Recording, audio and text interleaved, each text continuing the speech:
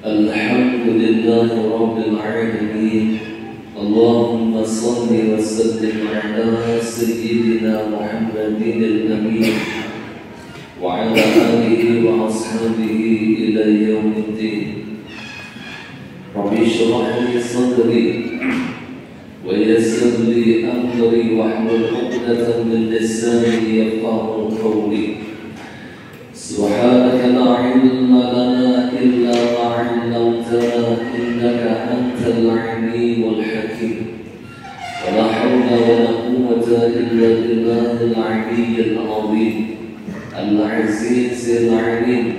عدد كل حرف كتب ويكتب أبد الآخرين ودهر الداهرين. رضي الله عني وعنكم وعن جميع المسلمين.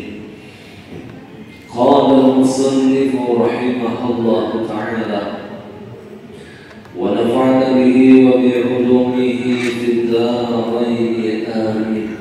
Seorang ulama berkata, di dalam diam terdapat 7.000 kebaikan. Jadi ketika kita diam, itu Allah berikan 7.000 kebaikan.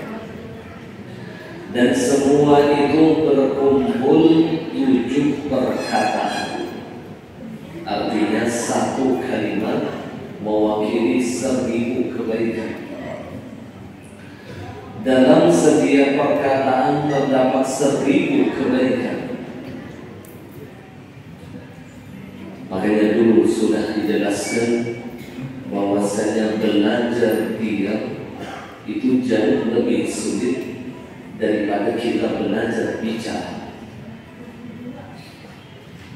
Belajar diam itu jauh lebih sulit karena memang hawa nafsu kita lebih condong untuk berbicara mengikuti hawa nafsu. Dan hawa nafsu kita itu pada dasarnya kata Allah, la ammaratun bisu, pasti memerintahkan kepada kejahatan. Maka ketika seseorang itu diam daripada maksiat, diam daripada dusta, diam daripada ghibah, diam daripada fitnah dan lain sebagainya, maka itu jauh lebih mulia. Dan diamnya inilah yang dianggap seperti emas. Maka di dalam diam itu terdapat 7.000 kebaikan dan setiap 1.000-nya diwakili dengan satu kalimat. Kalimat yang pertama, bahwasanya diam itu adalah ibadah tanpa kepayahan. Diam itu ibadah dan tanpa lelah. Uyuh lah kira-kira berdiam karena uyuh karena tapi dinilai oleh Allah sebagai ibadah. Tetapi yang dimaksud diam di sini diam di dalam maksiat, diam di dalam ucapan yang sia-sia, diam di dalam ghibah, bukan di dalam kebaikan, bukan. Sedangkan bicara kita di dalam kebaikan itu diperintahkan oleh Allah. Man kana yu'minu billahi wal yawmil akhir falyaqul khairan aw liyasmut. Barang siapa beriman kepada Allah dan beriman kepada hari akhir, maka ucapkanlah kebaikan. Falyaqul khairan, ucapkanlah kebaikan. Dan jika kita tidak bisa mengucapkan kebaikan kata Rasulullah, pilihannya audiyasmut, lebih baik diam. Di dalam ucapan kita akan menyakitkan hati seseorang, jikalau di dalam ucapan kita akan tumbuh penghinaan kepada orang lain, jikalau di dalam bicara kita akan menyebabkan dusta, fitnah dan riba, maka diam adalah pilihannya. Dan ini menunjukkan kualitas iman seseorang. Semakin dia lebih banyak diamnya di dalam maksiat, maka semakin tinggi kualitas keimanannya. Karena lisannya tergantung apa yang ada di dalam qalbunya. Jikalau di dalam hatinya seperti air susu, maka yang keluar di lisannya pun juga air susu. Jikalau yang keluar di lisannya adalah air yang kotor, maka ini menunjukkan di dalam hatinya perlu diisi dengan air yang kotor. Inilah yang dikatakan oleh Nabi kita Muhammad sallallahu alaihi wasallam, inna fil jasadi mudghah idza salaha salaha al-jasadu kulluh wa idza fasada fasada al-jasadu kulluh ala wa hiya al-qalb. Bahwasanya di dalam diri manusia itu ada mudghah, ada segumpal daging, kata Rasulullah. Apabila daging itu baik, maka seluruh anggota tubuhnya ikut baik. Apabila daging itu binasa atau busuk, maka seluruh anggotanya pun juga ikut binasa. Maka apa yang dimaksud dengan daging ini, kata Nabi, ala wahyal qalb. Perhatian, itulah yang dimaksud dengan hati atau qalbu. Jikalau hatinya binasa, maka yang keluar dari lisannya adalah sesuatu yang kotor. Yang dipandang oleh kedua matanya adalah sesuatu yang tidak diridhai oleh Allah. Yang didengar oleh kedua telinganya adalah perkara yang dimurka oleh Allah. Yang dilakukan oleh kedua tangannya, yang masuk ke dalam perutnya, yang dilangkahkan oleh kedua kakinya, sesuatu yang dimurka oleh Allah. Apa sumbernya? Hatinya binasa. Jadi satu saja yang menjadi penggerak manusia adalah qalbu. Di dalam riwayat itu ada disebutkan tudhibul qalb, tudhibul badan sara qalba, wa tudhibul qalba sara ruh, wa tudhibul ruh sara sir, wa tudhibul sir sara ana illa ana.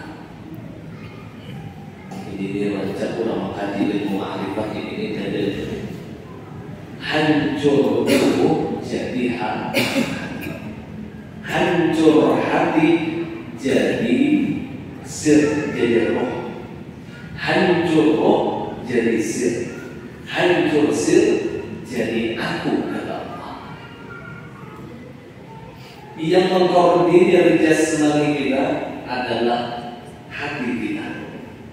Jadi yang kita lihat, kita dengar, kita ucapkan, kita gerakkan kedua tangan kita, apa yang kita masukkan ke dalam perut kita, yang dilakukan kemaluan dan kedua kaki kita, sumbernya cuma satu, yaitu hati kita. Karena yang mengkoordinir hati, dan hati dikoordinir oleh roh. Ya Rasulullah, makanya orang yang duduk di maqam dzikrullah itu menghancurkan lapisan-lapisan ini sampai kepada sirrullah, dihancurkan. Yang namanya ilmu penghancuran diri dan sampai yang ada di dalam hatinya hanya ada Allah. Ulama arifin billah mereka pernah mengatakan, ma ra'aitu syai'an illa ra'aitu Allah fihi.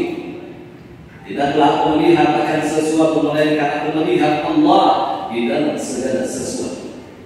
Artinya yang mereka lihat hanya perbuatan Allah. Ini hasil sebenarnya pandangan musyahadah ini hasil daripada diam. Seharusnya diam kita jangan kosong.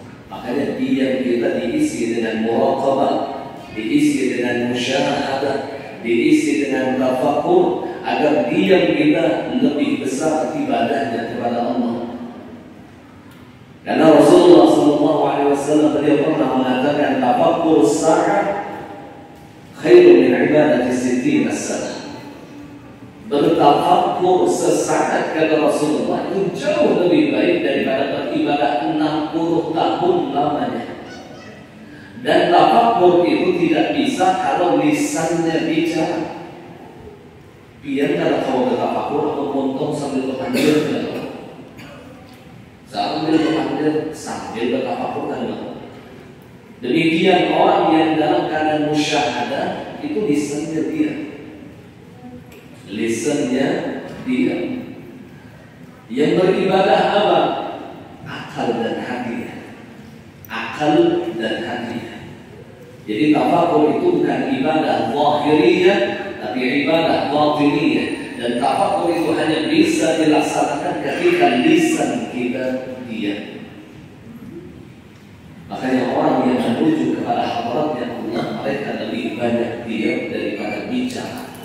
Kenapa? Mereka lebih banyak beribadah batiniyah daripada beribadah secara zahiriyah. Karena ibadah batiniyah jauh lebih besar pahalanya daripada ibadah zahiriyah. Ya Rasulullah, kita beribadah zahir amalan, batin kosong lalu baginya luput. Makanya kita tidak boleh iktiraf kepada orang lain yang mereka tidak kelihatan beribadah kepada Allah. Mungkin saja hati mereka selalu muta'alliqun ila malakutis sama. Hati mereka selalu berhubungan kepada Allah. Jismuhu ma'al khalq wa qalbuhu ma'al khaliq. Jismuhu, jasmani mereka berkumpul bersama makhluk, tapi hati mereka berkumpul dengan Sang Khaliq. Inilah para awliya Allah, inilah para arifina billah. Hati mereka selalu ta'alluq kepada Allah. Ada hubungan terus dengan Allah. Mungkin kita berhubungannya bila sumbahnya, ada hubungan bila di luar sumbahnya kosong lalu. Itu kita bilang, ya Allah ya Rasulullah, mudah-mudahan makin bertambah umurnya, makin bertambah ibadah kita. Baik ibadah zahiriyah, terlebih-lebih ibadah batiniyah.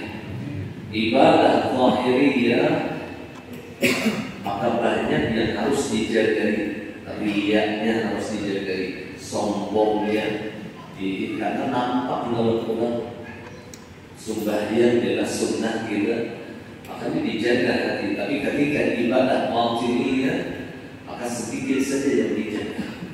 Karena manusia tidak mengetahui bahwasanya dia beribadah kepada Allah. Definisi para awliya Allah, tahulah arti wali kita. Kita ini tak baca menyambut sidin wali. Apa kan definisi wali? Definisi daripada wali Allah itu man tawalat ta'atuhu bi ghairi an yatakhallal 'isyan. Orang yang senantiasa taat kepada Allah dan tidak pernah diselingi dengan maksiat. Bahkan sesuatu yang mubah bagi mereka para awliya Allah menjadi ibadah. Makan mereka ibadah, tidur mereka ibadah, mandi mereka ibadah, apa yang mereka lihat, mereka dengar, mereka rasakan menjadi ibadah kepada Allah. Man tawala ta'atu, orang yang senantiasa bergantung hatinya kepada Allah. Ya Rasulullah. Dan musyahadah ini atau muraqabah itu hasil daripada ibadah zahiriyah. Jadi orang tidak akan bisa langsung ibadah musyahadah, ibadah batiniyah kecuali diawali dengan mujahadah di dalam ibadah zahiriyah. Ibadah yang zahir dahulu. Undang biar karena kelihatannya ibadah zahir, tapi batin undang itu ada karena bagi yang lukut dulu. Nah ini yang banyak salah paham udah. Ya Allah, banyak yang tertipu dengan kelakuan orang soleh. Mereka berkumpul dengan orang soleh ketika orang soleh itu sudah wasil di Allah. Mereka tidak berkumpul kepada mereka ketika mereka di makam bidayah, di waktu permulaan. Orang soleh itu ketika mereka sudah wasil di Allah, ibadah yang terbanyak bagi mereka adalah ibadah batiniyah, ibadah hati. Sedangkan ketika mereka di maqam bidayah, ketika mereka di awal permulaan menjalani jalan menuju kepada hadratnya Allah, yang mereka kuati adalah ibadah zahiriyah. Nah, kita kumpul dengan soleh terkadang bila pas ketika mereka sudah wasil di Allah. Karena kelihatannya sini dari ibadah, padahal hati mereka lalu tak dua pangolan,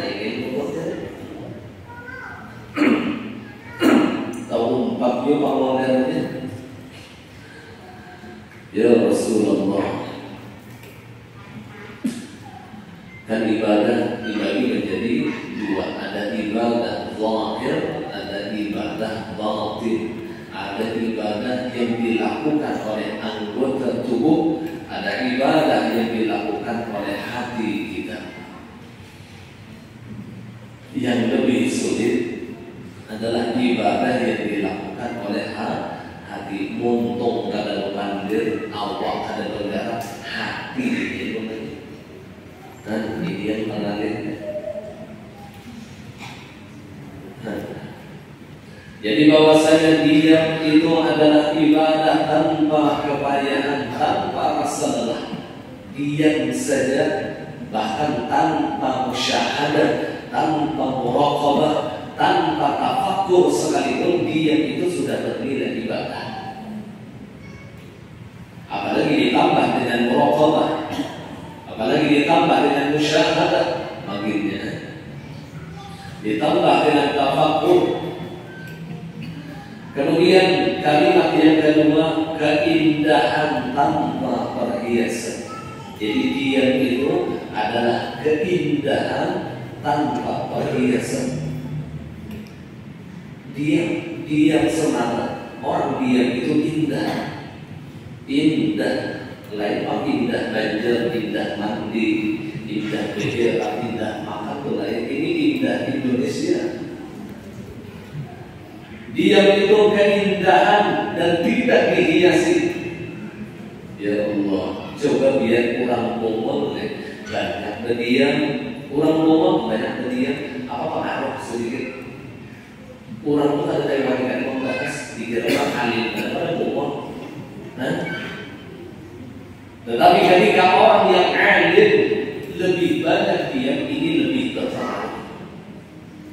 Orang yang berilmu itu diam, ia mendapatkan pengaruh yang besar. Orang yang jahil diam pun dia tidak nampak kebodohannya. Tapi bila orang yang jahil itu bicara, makin nampak jahilnya. Bila orang ngomong itulah berpandir, apalagi berpandir di bintangan agama, nampak dalam ngomongnya. Turun dari pokok pada mengkaji ilmu ma'rifatnya, padahal tahu lalu. Makin banyak takdir, makin nampak kebodohannya. Dan jadi diamnya sudah. Apabila kita bukan ahlinya, maka pilihlah diam. Apalagi dia seorang jahil, ada orang bertakun, orang yang bertakun lawan guru dia. Kayak pani guru hukumnya soal jawab, kada boleh kayak itu. Lalu guru ini mana ya? Lalu biasanya dia makan sih, biar dirinya menjawab.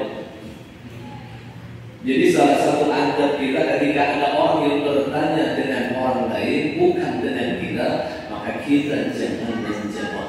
Kita diam saja. Sekalipun kita mengetahui apa jawaban sebenarnya, adab kita diam. Jangan langsung. Orang bertakun lawan kita. Jadi kita biar tahu jawabannya, kita nggak perlu menjawab. Itu salah satu adabnya. Itu adab berbicara, itu harus dimakan. Kemudian ketika orang yang berbicara dengan kita, jangan dipanggil habis sama dan boleh dipanggil hanya suruh panggil, hanya pengamal. Tak boleh. Itu orang bernama. Belum lagi sebatik sudah dipanggilnya.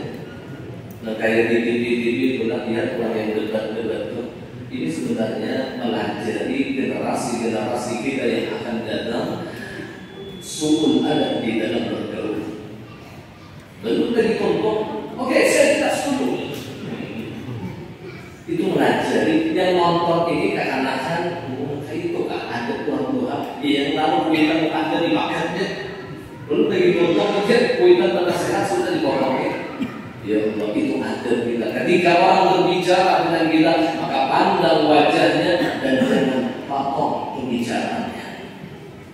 Pandang wajahnya, jangan sambil berpaling, lagi sambil melihat HP. Ini nggak kalahkan, perhatikan.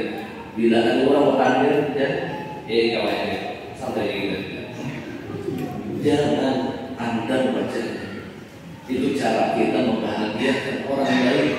Cara kita menghormati orang lain. Ya Rasulullah, ini generasi kita sekarang ini sudah krisis akhlak. Ada kalau tak bisa yang namanya HP sampai kuitan sudah berpanggil tahu di HP. Dan ini generasi kita ini sudah krisis akhlak. Maka majelis-majelis ilmu lah yang akan membangun akhlakul karimah. Makanya di zaman sekarang ini tempat yang terbaik untuk kita berkumpul adalah di majelis-majelis ilmu yang disebutkan oleh Rasulullah raudhatan min riyadil jannah. Salah satu kebun daripada kebun-kebun syurga Allah. Di sini kita bisa mengetahui bagaimana akhlak-akhlak yang mulia. Di sini kita bisa memahami akan ayat-ayat Al-Quran. Di sini kita bisa mengetahui pemahaman daripada hadis-hadis Rasulullah di majelis-majelis ilmu. Ini sesuai kalau Nabi mengatakan man salaka tariqan yaltamisu bihi ilman sahalallahu bihi tariqan ila jannah. Barang siapa berjalan dengan tujuan menuntut ilmu agama, tujuannya hadir ke majelis ilmu, apa kata Nabi? Sahalallahu bihi tariqan ila jannah. Allah mudahkan baginya jalan menuju syurganya Allah. Karena orang yang masuk ke dalam syurga harus dibarengi dengan ibadah, dan ibadah harus dibarengi dengan ilmu, dan ilmu tidak akan bisa kita dapatkan kecuali dengan menuntut ilmu di majelis-majelis ilmu. Lalu dimudahkan oleh Allah masuk ke dalam syurganya Allah. Keindahan tanpa perhiasan. Jadi diam itu indah. Kemudian kalimat yang ketiga, bahwasanya diam itu adalah wibawa tanpa kekuasaan. Orang yang diam itu lebih banyak wibawanya sekali dia tidak punya kekuasaan. Diam. Allah. Sini itu jangan naik, kurang tak panik, dia tak ada jaga orangnya. Dia tak ada jaga bilang orang banyak dia, kurang pun ada lagi. Karena ada istilah jangan dianggap air tanah itu ada buaya. Jangan dianggap orang yang diam itu pengacaunya. Karena pengacau wilayah itu contohnya lah. Artinya bertambah wibawanya. Ya Allah, ya Rasulullah. Kemudian yang keempat, bahwasanya dia itu bagaikan bintang tanpa penjaga. Ia bersinar, bercahaya. Dan yang kelima, tidak ada keperluan mengajukan uzur kepada orang banyak.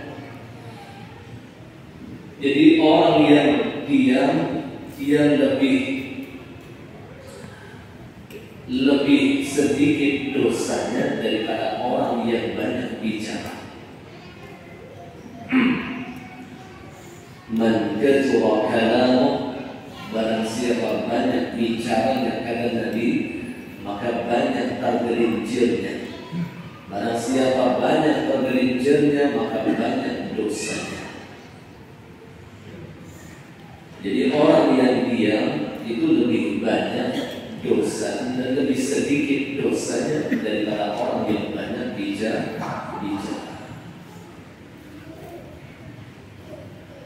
Dahulu almarhum guru cantok sidin di tahun orang buruk karena bagian ini jadi bagian di tanah hutan mereka itu jadi orang karena bagian ini diam di tengah hutan.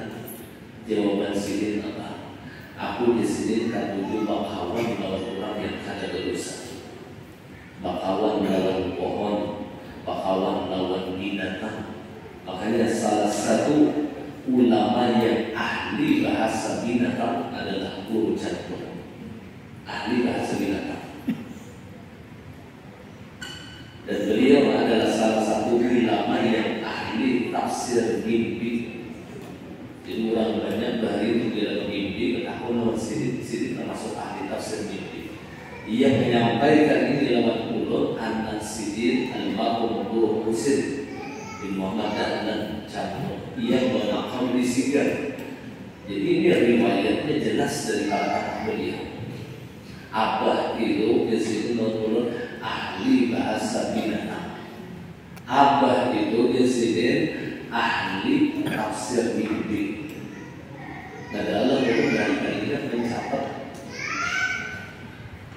memang para aulia Allah itu seperti nabi-nabi di zaman Bani Israil.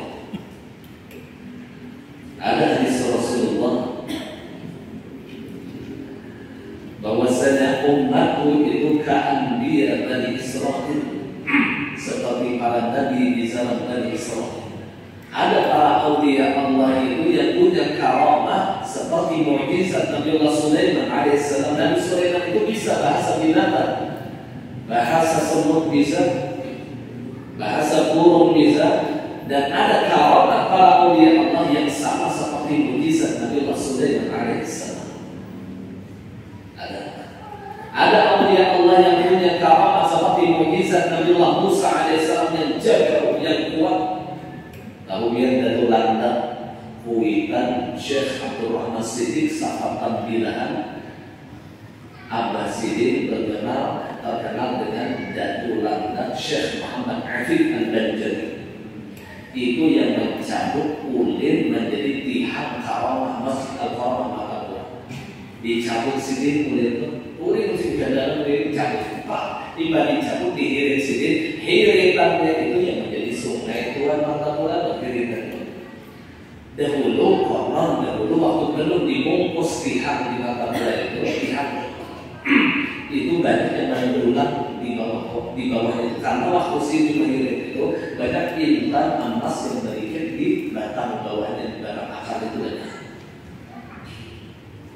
Dan kuat ulangnya diberi karamah seperti mukjizat Nabi Allah Musa alaihissalam. Ya Rasulullah.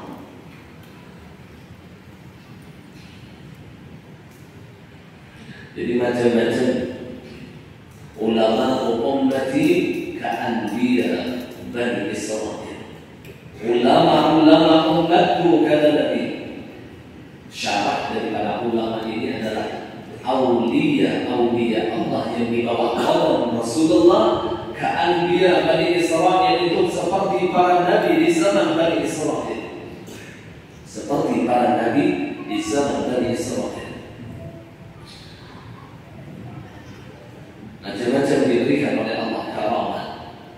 Yang obrol dengan karamah itu adalah Habib Saleh bin Muhsin yang dikenal dengan Habib Saleh Tanggul. Itu obrol karamah ini ada model kekainan dalam sini, saking banyaknya sini di karamah. Karamah ini kita apa yang ada dalam sini.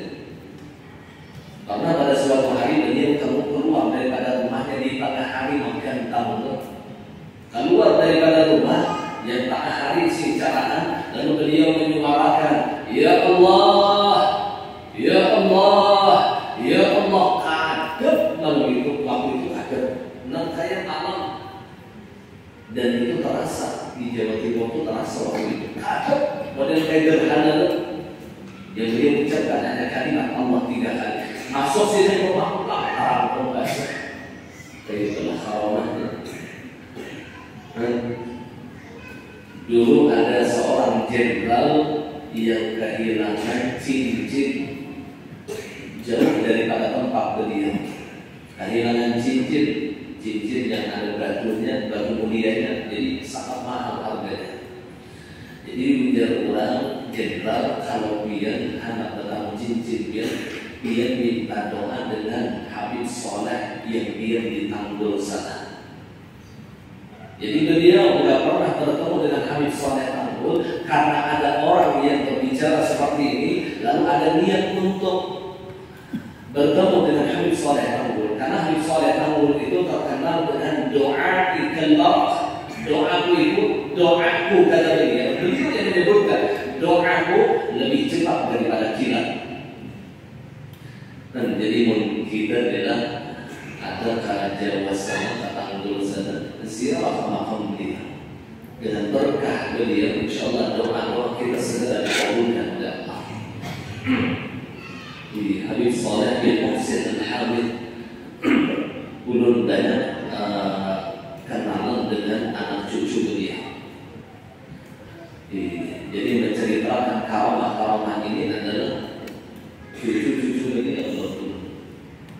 Jadi ada seorang jenderal tadi datang ke tempat beliau, jauh jaraknya antara kampung si jenderal ini dengan Habib Soleh.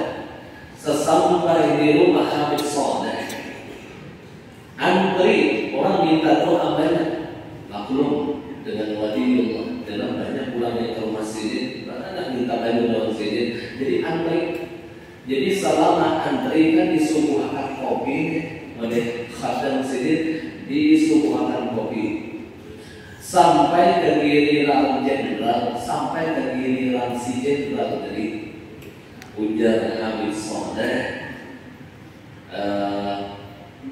minum jasidin, minum dulu kopinya, baru apa aja dia diminum oleh si jenderal tadi.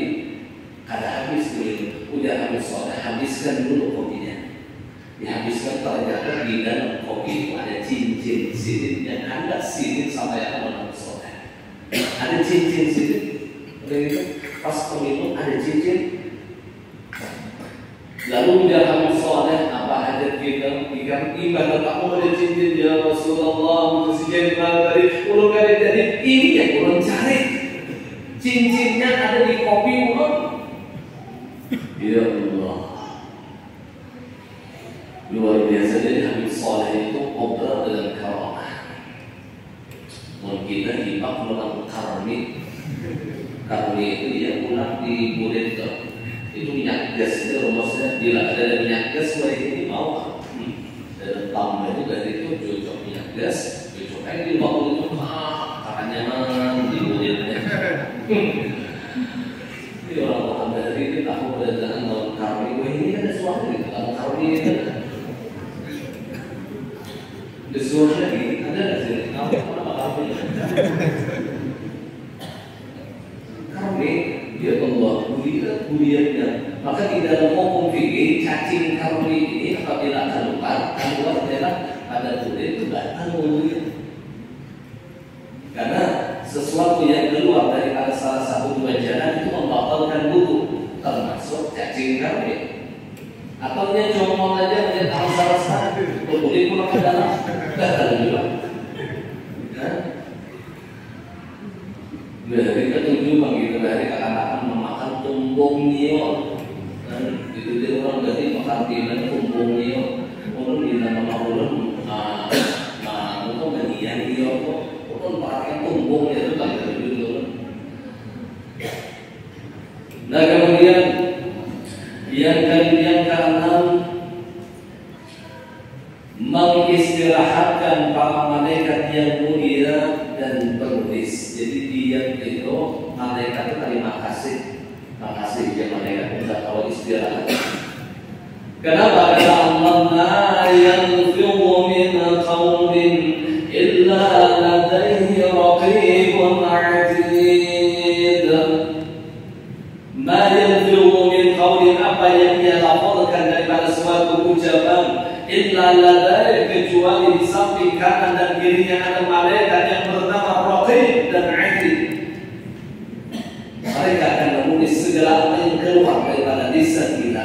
La yuqadiru saghiratan wala kabiratan illa ahsaha. Seluruhnya ditulis oleh para malaikat dari awal kita balik sampai kita meninggal dunia. Yang kita ucapkan ini ada tulisannya, berdasarkan detail tulisannya. Jadi orang yang lebih banyak diam, jadi ini mengistirahatkan malam malaikat.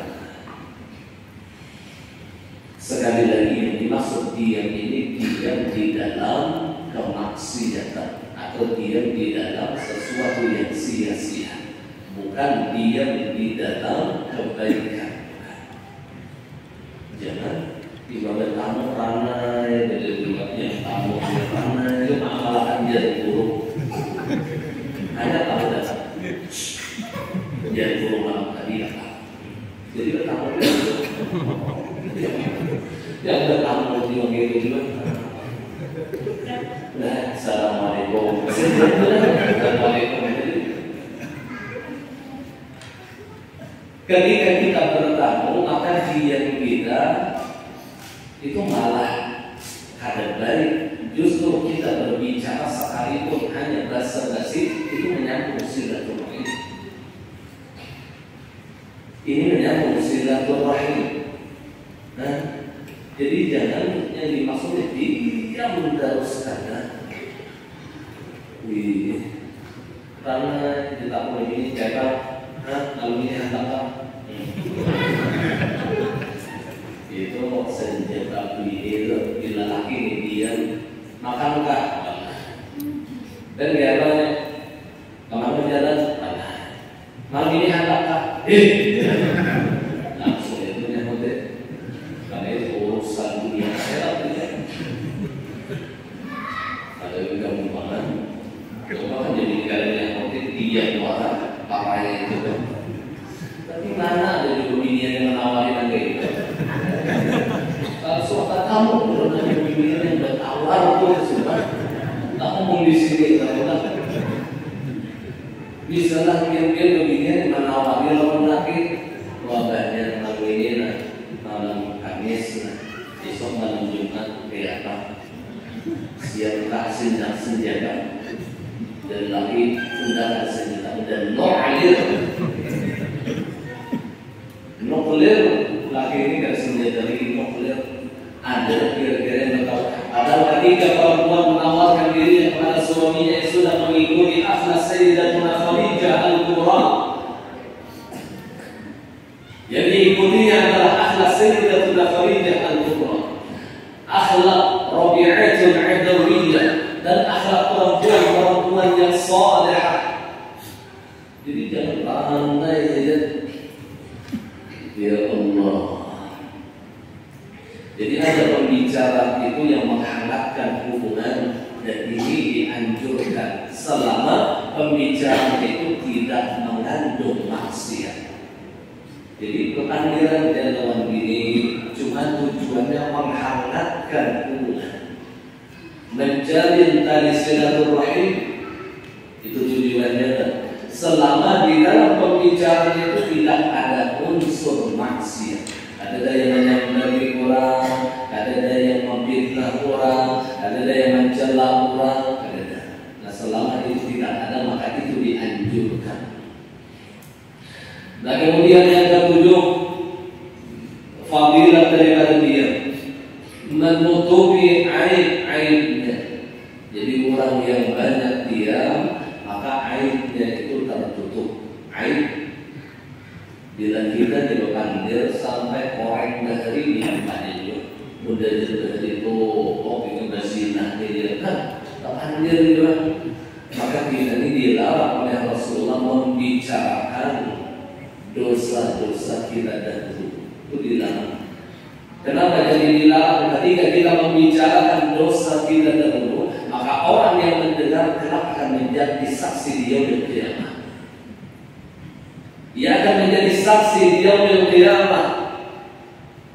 Maka bila kita pernah melakukan dosa dahulu, maka tutup. Ketika Allah sudah menutup dosa-dosa kita, maka kita jangan membukanya.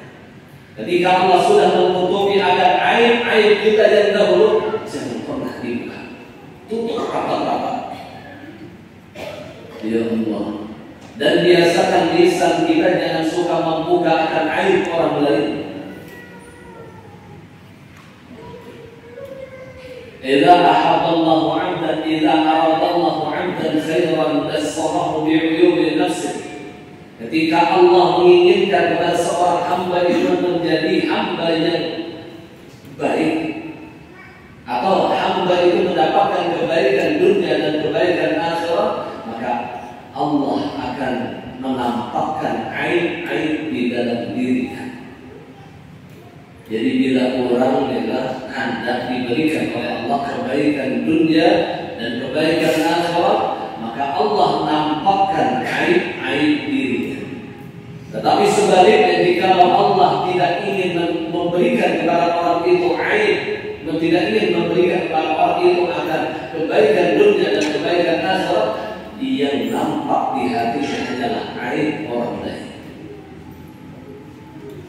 Dan ini jadi peringatan dalam kita, di hati kita yang tergambar aib orang lain. Ini berarti menunjukkan Allah tidak ingin memberikan kepada kita kebaikan dunia dan kebaikan akhirat. Alhamdulillah, yang nampak aib orang lain. Artinya bila yang nampak di hati kita aib orang, maka keluar di mulut yang disambat aib orang. Tapi ketika yang nampak itu adalah aib dirinya, maka ini adalah suatu anugerah. Ini suatu anugerah. Kita lebih melihat aib kita daripada aib orang lain. Bahkan terkadang nafsu kita ini membutakan aib di dalam diri kita, yang menampakkan siapa musuh kita. Dan ini maka ujar Abah Guru Gahriz, salah satu guru yang terbaik adalah musuh kita. Guru yang terbaik, kenapa? Karena musuhlah yang paling tahu lawan aib-aib kita. Sedangkan orang yang mencintai kita, teman dekat kita, keluarga kita, mereka tidak mengetahui akan aib kita. Mereka tidak menyebut akan aib-aib kita. Yang menyebut akan aib-aib kita siapa? Musuh kita. Yang terkadang kita tidak merasa itu adalah aib kita. Jadi para aulia Allah itu, mereka ketika ada orang yang memusuhi, mereka bersyukur kepada Allah dan mereka jadikan musuhnya adalah gurunya. Kan daripada dicari kalau hati lagi musuh ya guru. Alhamdulillah, jangan ada sini menyatakan mereka ada tahu ikan ini kan baik. Musuh itu jadi guru ini luar biasa. Bila pandangan hatinya lagi. Jadi dengan diam maka tertutup aib kita. Karena dia itu adalah perhiasan orang alim dan menutupi kebodohan orang yang bodoh. Jadi diam itu kata beliau adalah perhiasan bagi orang yang berilmu. Orang yang berilmu itu diam, maka diamnya menjadi perhiasan. Dan orang yang bodoh itu diam, maka diamnya itu menutupi kebodohannya. Tetap ada hikmah di dalam diam bagi orang yang bodoh. Tapi yang dimaksud diam di sini bukan diam tidak bertanya dengan guru. Kita tidak misalnya belajar dengan guru, lalu kita akan paham diam dan itu lain itu benar. Boleh kalau kita takut itu pandir darahnya. Justru bertanya itu sangat dianjurkan di dalam menuntut ilmu agama. Karena kata Sayyidatuna Aisyah, menuntut ilmu itu yang dilarang dua perkara ini. Jangan sampai dua perkara ini ada di dalam diri penuntut ilmu. Yang pertama sombong. Sombong lebih baik daripada orang lain, lebih pintar daripada orang lain, lebih mulia daripada orang lain, maka ia tidak akan bisa mendapatkan ilmu yang banyak. Udah jangan untuk dulu nasihin apa anu benar kurang banyak contoh. Ini sombong dia ini kata mau alim sombong. Karena yang dipandangnya adalah fisiknya, bukan apa yang keluar daripada lisannya. Sedangkan Sayyiduna Ali mengajarkan kepada kita undur maqal pada tentur manqal. Pandang apa yang diucapkannya dan jangan memandang siapa yang mengucapkannya. Pandang apa yang diucapkannya, jangan memandang siapa yang mengucapkannya. Sayyiduna Abu Bakar jangan memandang Rasulullah itu minanto, sini kan menuntut ilmu dari mana? Imbah jauh benar Tuhannya antara Rasulullah dan Sayyiduna Abu Bakar, jauh benar. Dan statusnya pula Rasulullah itu minanto oleh Abu Bakar. Tetapi pandangan Abu Bakar siapa? Pandangan Abu Bakar Rasulullah itu adalah gurunya dan orang yang mulia. Sehingga beliau menjadikan Rasulullah itu orang yang luar biasa di dalam hatinya. Padahal itu adalah minantunya. Jadi ketawaduan Sayyiduna Abu Bakar As-Siddiq. Ya Rasulullah, mungkin tadi melihat kurangnya. Melihat kurangnya kadang melihat apa yang diucapkannya. Nah, ini sombongnya kita. Ini yang tantangan bagi para penuntut ilmu agama, sangat tantangan. Apabila di dalam hatinya ada kesombongan. Kemudian yang kedua kata Sayyidatuna Aisyah, jangan sampai ada di dalam hati penuntut ilmu itu qadar bertakun lawan guru. Nah ini.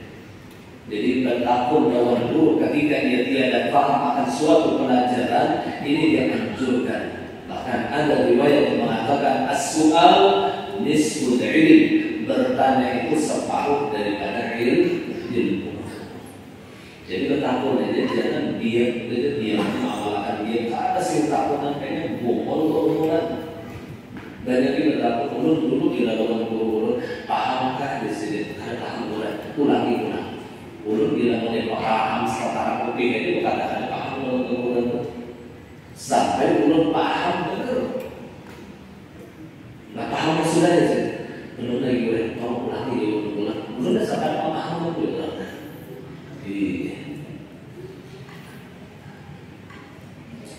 Allah jangan pura-pura paham. Karena pura-pura paham ini membahayakan. Ternyata pemahamannya beda dengan apa yang diajarkan oleh gurunya. Beda pemahaman bisa akan menjadi beda akidah. Beda akidah akan menyebabkan dia murtad keluar dari Islam. Karena salah pemahaman.